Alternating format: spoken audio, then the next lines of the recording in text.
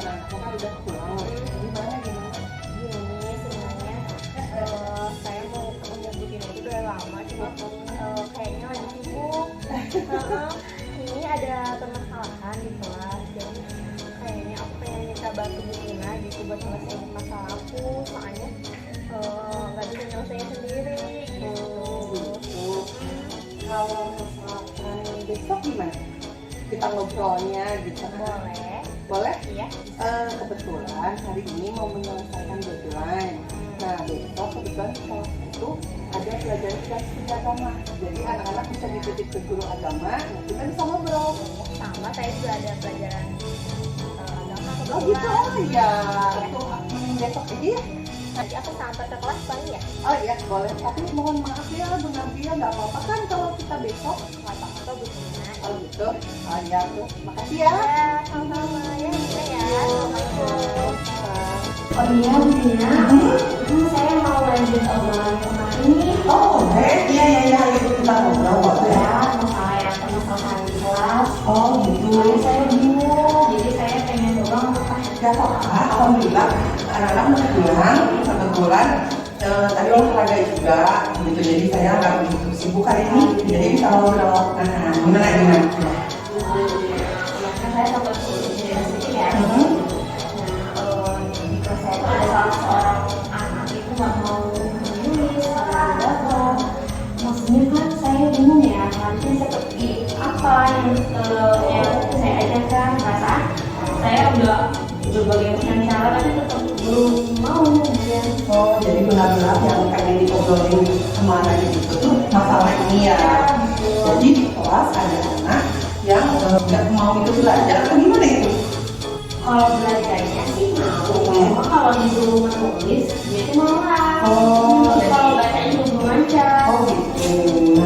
Nah dari permasalahan itu ada nggak sih faktor-faktor yang menyebabkan anak itu memang tidak mau menulis dan membaca? Kalau saya lihatnya begini, kayaknya faktor teman juga mempengaruhi Namanya. atau kayaknya faktor dari keluarga juga mempengaruhi. Soalnya kalau saya tanya belajar nggak di rumah, katanya itu nggak belajar, berarti kan orang tuanya juga kayak support ya. Oh gitu ya.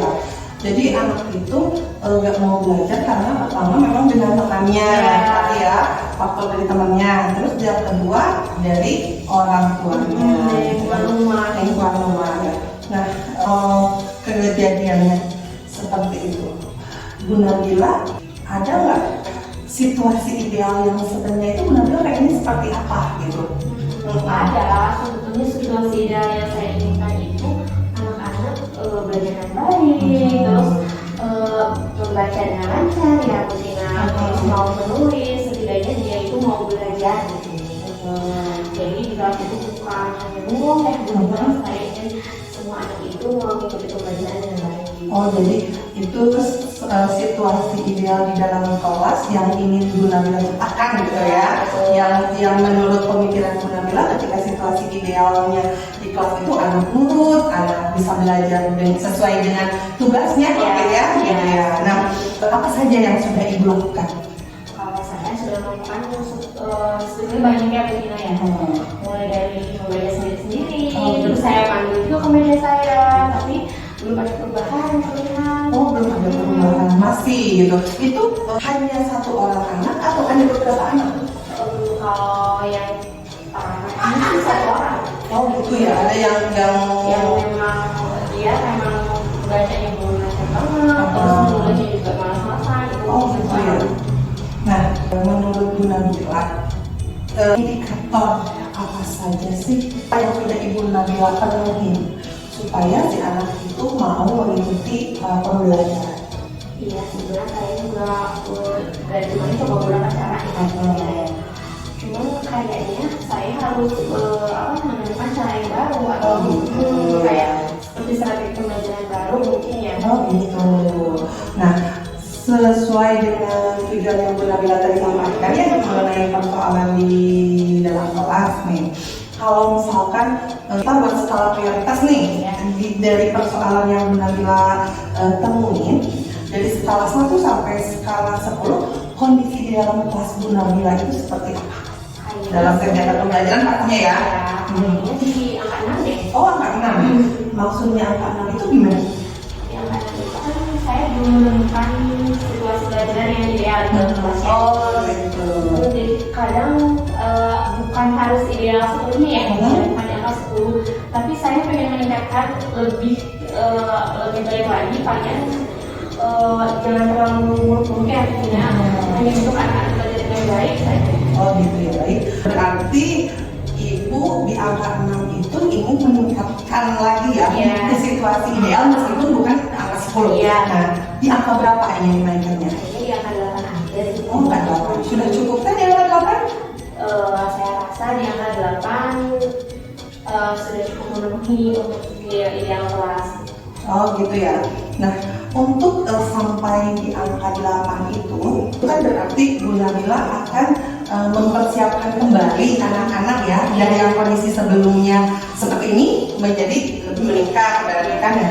Nah, menurut Bu Nabila apa saja yang harus Bu Nabila lakukan selain tadi kayak dengan Bu Nabila mengajak anak membaca ke depan nih, tapi ternyata ketika mengajak anak membaca ke depan satu belum efektif juga, masih ada anak yang tidak mau membaca ataupun menulis. Nah, sekarang ketika Bu Nabila tadi di angka 6 lalu diangkat sekarang mau ditingkatkan ke angka 8, apa saja nih yang harus Bu Nabila lakukan supaya memang ada peningkatan ya, jadi Bu Nabila sendiri tidak merasa terbebani dengan kondisi kelas itu ya. Ya, jadi dengan kemarin saya sempat memikirkan ada strategi pembelajaran. Oh, strategi pembelajaran itu bagus Bu Nabila. Gimana strateginya? Pembelajaran kayaknya saya akan menerapkan inquiry learning. Inquiry learning ya? Gimana? Jadi saat tersebut saya ingin anak tersebut menemukan cara belajar sendiri.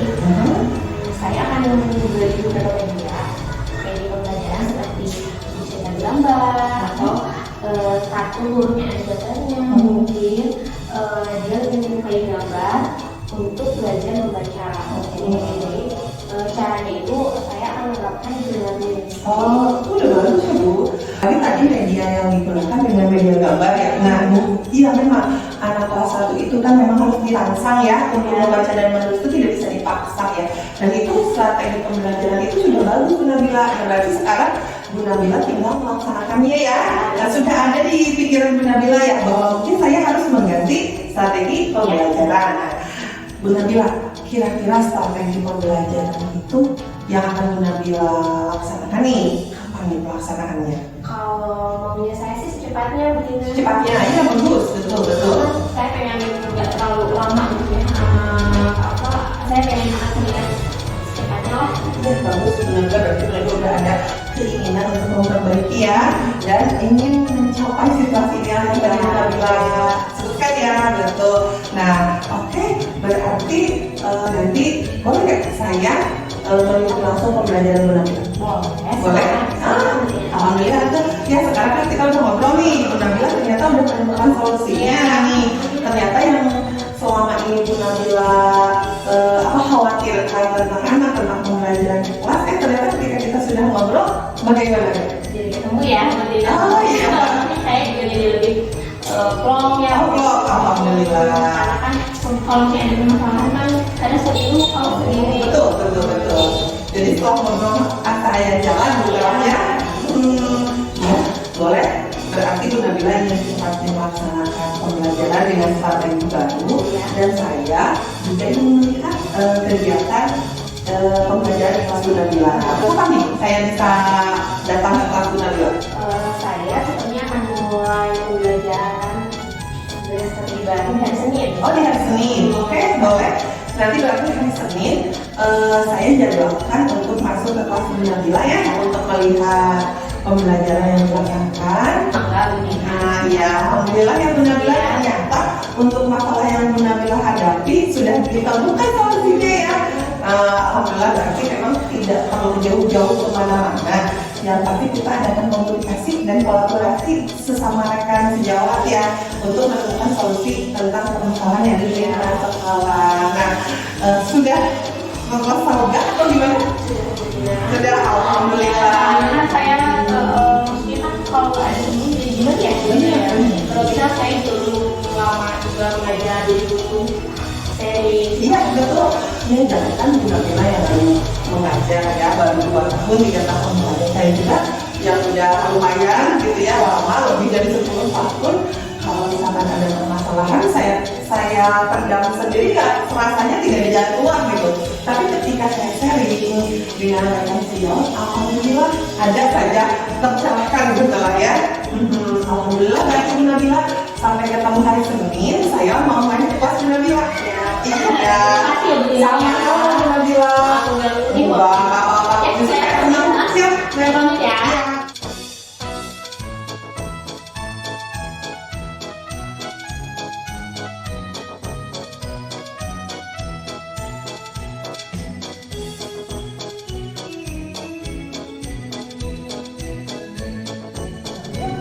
Ya, kemarin sudah memberikan saya untuk menyaksikan pembelajaran langsung di kelas mengambil pembelajaran. Kalau mengambil, saya jadi memacu gitu ya, senang melihat perubahan yang sebelumnya mengambil ceritakan, terus pas saya seperti di kelas perubahannya signifikan. Terima kasih Bu Nabila.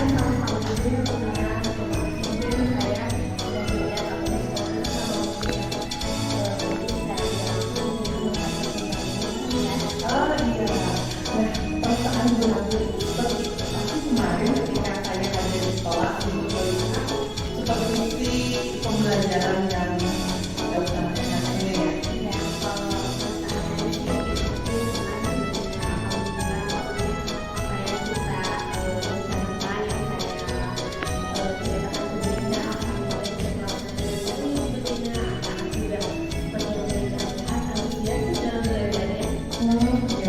Nah, Bu Nabila kan sebelumnya ya, waktu kita di observasi sebelum praktek mengajar kembali, gitu kan, Bu Nabila pernah memberikan skala yang tentang persoalan yang Bu Nabila rasakan di kelas. Waktu itu Bu Nabila ada di angka berapa sih? Oh, 6 ya. Nah, kemarin setelah Bu Nabila melakukan perubahan dari dalam segi MTP, lalu dalam strategi yang kita sebelumnya sudah coba, ternyata Bu Nabila menemukan solusinya itu harus mengikuti strategi mengajarnya yang namanya baru gitu. Nah, setelah kemarin melakukan pembelajaran, bagaimana dari proses perubahan yang Bu Nabila lakukan?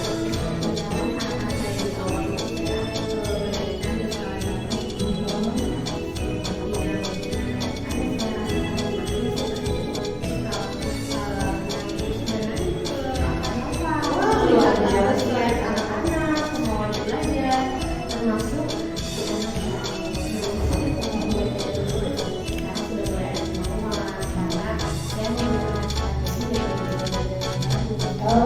gitu ya, luar biasa ya Bu Nabila ya. Berarti memang ketika kita mengajar di kelas itu kita harus memberikan sesuatu yang menarik ya untuk anak-anak supaya anak-anak itu terbuka perasaannya. Nah, dari belajar kemarin hal baik apa yang Bu Nabila rasakan? Hal yang baik sebetulnya banyak yang bikin salah satunya ternyata saya praktek pembelajaran itu sangat dibutuhkan. Ternyata anak-anak itu butuh refresh, butuh sesuatu yang baru. Mungkin hal baik yang itu saya rasakan untuk saya terus berpikir bagaimana nih cara mengembangkan anak-anak secara lebih baik. Bagus, bagus Bu Nabila.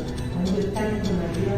Jadi pengalaman Bu Nabila kemarin mempraktikkan praobservasi lalu praktek kembali sudah ada peningkatan yang signifikan ya di pembelajaran di kelas. Nah, sekarang setelah pengalaman Bu Nabila kemarin mengajar dan anak-anak alhamdulillah ketika pembelajaran strategi mengajarnya baik dan cocok untuk anak-anak, rencana tindak lanjut Bu Nabila ke depannya seperti apa? Saya sih sejauh ini masih menggunakan media-media gambar ya, karena mungkin itu hal baru dan anak-anak juga belum bosan, masih penasaran. Kelanjutannya mungkin saya akan memikirkan beberapa strategi pembelajaran lain supaya anak-anak juga lebih aktif lagi belajarnya, tidak bosan di kelas, harus seperti itu. Oh ya, bagus Bu Nabila. akan terus merubah ya, akan terus memperbaharui pembelajaran yang ada di kelas supaya si anak-anak itu sendiri punya pengalaman yang berharga ya. Dan memang kita sebagai guru tentunya ingin memberikan yang terbaik untuk anak-anak kita ya. Bahkan ketika kita memiliki persoalan pun pengen ini gimana kan gitu kan. Jadi ketika kita bisa ngobrol dan kita mencari sama-sama ya mencari solusi untuk pembelajaran, akhirnya pembelajaran seperti kemarin berarti sudah berhasil ya Bu Nabil. Alhamdulillah. Karena ngobrolnya jadi mencari saling berbagi terus akhirnya menemukan solusi. Gitu ya. Alhamdulillah. Terima kasih sekali loh Bu Nabil. Kita sudah bisa berkolaborasi ya. Bu Nabil sudah membantu saya, begitu pula saya senang mengambil pengalaman dari pembelajaran yang Bu Nabil lakukan di kelas. Mudah-mudahan ke depannya kalaupun terjadi sesuatu, ada persoalan yang baru, kita ngobrol kembali supaya nanti kita sama-sama menemukan solusi ya. Nabil tidak merasa sendiri kan, ada rekan sejawat yang bisa saling membantu. Jadi di pasca kita merasa senang sekali Bu Nabil apa yang kemarin kita pentingkan gitu, lalu praktek mengajar ternyata Bu Nabil punya skill atau dampaknya dari pelaksananya luar biasa. Pastinya